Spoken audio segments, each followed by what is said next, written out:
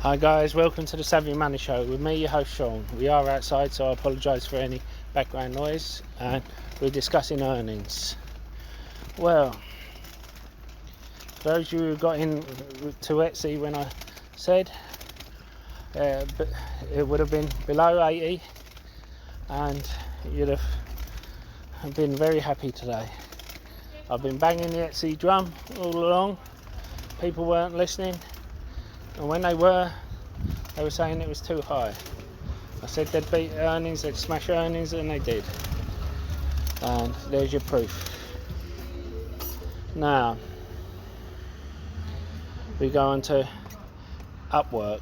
I've had some questions about earnings today, and basically we know that Upwork went downhill, and I've had questions, why has it gone downhill when it's beat earnings? It's had good earnings, yes, but you've got to remember, and remember I've been banging the drum since down here for Upwork, and for Upwork on Fiverr, saying it was an undervalued, they were undervalued stock, and then Fiverr came up and I said Upwork is the one to go into now. They are, to tell the truth, I'll be picking some up now. Why has Upwork gone down? Well, there are a few reasons. Now, we're going to start by looking at what Motley Fool says. You had an analyst, and this is why I'm not a fan of analysts. He upped his price target on a stock. He promised investors there would be a 20% profit in the event. Now, and people expected that because of an analyst. You shouldn't listen to analysts. As I said, I call them monkeys because they go flinging different prices at all stocks. 1 minute there's a buy, 1 minute there's a sell, and different price targets in the hope to get the right price on it. And then they say, I'm a genius, where's my book deal? Now, the average analyst's expectation was that it could lose as much as 9 cents a share. It only lost 3 cents a share and made 7.2 million more than expected. So why did it go down? Well, it's still not profitable. And the one analyst everyone was listening to, Jeffries, said it would be profitable. So you had people wanting it to be profitable, expecting it to be profitable, have condemned it for being not being profitable. They have thought, well, I'm already up, I'm already in profit, I'll take some of that profit and move it elsewhere. Personally, I think it's a mistake. I think this is going to grow and grow, and I will be picking up during this dip. It's beat earnings, guys, by 3 times the amount they expected, the analysts expected. And look at what happened with Apple and Amazon. The most they did was 8 to 10 times, and that shot up. This beat analysts by 3 times the amount, but because it's not profitable, and because one analyst got it wrong, they have they've started to sell off. Now, I think they made a big mistake, but this is something you've got to look into yourself. Do you go by one analyst? Do you do your own research, which I always encourage? I think there's going to be something for this, yeah. And don't forget to hit that lovely like button, almost as lovely as me. Helps with the YouTube algorithm and getting the video out to more people. And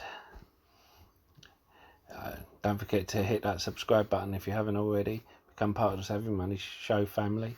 We give each other hints and tips and updates about stocks and shares we talk about on the show. As well as that, you can ask me to look into any share you want, and I don't charge a Discord fee or ask for a Patreon. All I do ask is for you to comment in the box below and hit the like button. Even if you disagree with me, especially if you disagree with me, I like a debate. And if I do something wrong, I want you to call me on it so I can improve the channel. And why not check out the links in the description below? There's lots of others. I've used each one of them myself. I wouldn't give you links if I haven't checked them out myself. If you're looking for a free trading platform which should trade your stocks and shares, you know, you can get a free share worth up to £200 for signing up and depositing a small amount. A free trade only requires a £1 deposit. The others require £100 or dollars, depending on which one you go for. Stake has over 3,500 US stocks on their books, which is the biggest one outside of the US. Whereas Trading 212 is one of the best and easiest platforms to use. But as I said, I use all three. Anyway, on with the show. But the thing with Fastly is the same with Upwork. They basically, with Fastly, it's the same with Upwork. Sorry about that noise. It's gone up so much, even though it beat earnings, people expected it to beat it by more. And you know, so even though Upwork, according to Zax, is a buy and Fastly is a strong buy, according to Zax, because they expected both these to do better, even though analysts say they beat their expectations. This is a problem when the market has factored in such a good earnings. Oh, there was an accident there. So you always have this risk that your company can beat earnings, which is what I predicted, but still fall. Now, I've also been asked about a couple of other companies. I've been asked about one that I've spoke about when it was $6, and let me see if I can get it up now. Sorry about that. Jumia Technologies. Sorry that it's dragging on. Nah, I still think there's a bright future for this company. It's like the Amazon of Africa and a whole lot more.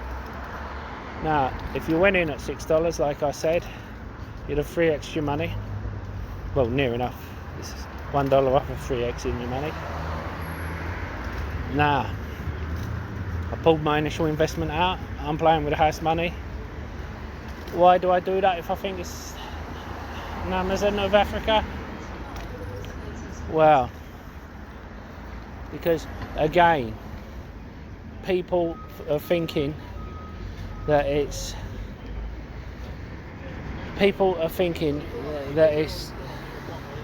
so good, because Amazon done so well, they will do so well. It's a different market. So on the plus side, technically it should do. Technically it should be it should be a case where Amazon rose, all the e-commerce stocks rose. It should as well. People in Africa are ordering. They had a lot more stringent things out. They had the Maasai tribe whipping people who were in the streets. So it should. and I showed the videos of how Facebook were laying fibre cables, Google were sending up balloons so people could get more access to the internet. So technically it should do, but still you have people without access to the internet. So unless you've gone through the calls and earnings calls of the Amazon sector of Africa sector of Amazon, you will be guessing. I don't like to guess, so what I've done is I've taken out any kind of gambling. If it falls on the back of earnings, I will pick up more. If it carries on, I'll reap the benefits of my free shares. So either way, it's a win-win situation for me. If anyone who's not in it, I would wait for a dip before buying. However, I understand if you want to go in, I wouldn't criticise you going in. Another company, Wix.com. Now, their earnings are due today, pre-market. Remember, I'm on UK time. I know a lot of you are on US time, so I'm filming this in the morning, UK. For those of you in the US across the pond, it'll be up about 6-8 hours before. So you might want to check it out. I still think Wix is a buy pre-earnings. I know it's expensive, but there you go. Those of you who you may have made a few losses over earnings, if you're not thinking long term in the company, you may want to move your money into here. Now, remember, you need to do your own research as well. Do not just take my say so for it. One thing, I'm going against Jim Cramer here. I have in the past. I think he's one of these who goes buy on everything, and then once in a while he'll go sell. Now with Dropbox, now I don't know how the earnings are going to go. Don't think I will, but if we go to Dropbox, which is due to give earnings, now there's been a dip because he's said sell. Now, personally, I think a lot of people aren't looking at the full potential. Now, it gives cheap, secure cloud space.